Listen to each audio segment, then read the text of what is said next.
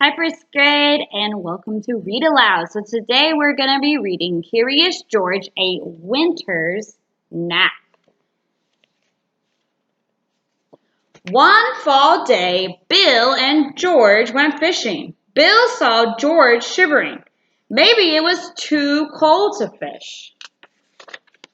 On the way home, Bill told George that some animals, such as bears, go to sleep when it gets cold. They eat a lot in the fall. Then they hibernate or sleep almost all winter. George was curious. If he hibernated, he would miss the cold winter months. At home, George ate, and maybe he would get sleepy and hibernate.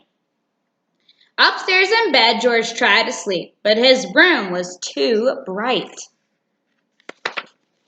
George closed the curtains and he painted a picture of the night sky. He still could not sleep.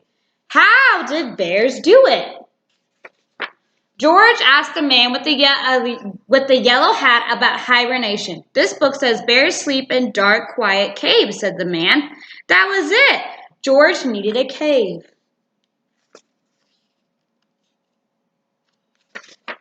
George hung toy bats. He put rocks in his bed, and now his room looked like a cave. George settled in for his long winter nap. Uh-oh, now what? George could hear sounds outside. Pigs oinked, cows mooed, and chickens clucked. George shushed them, but they would not be quiet. George covered his ears. The animals were not as loud, but his room was not silent yet. George taped his blanket over the window. Now it was dark and quiet. Finally, George fell asleep. He slept in his monkey cave just like a bear.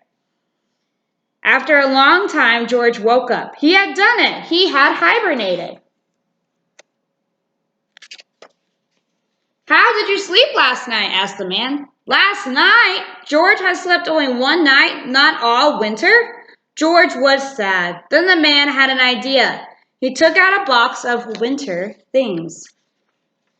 The man reminded George how fun winter was. They could sled and ski together. George did not want to miss winter after all. All right, I hope you enjoyed that book, and I can't wait to read to you again tomorrow. Have a great day.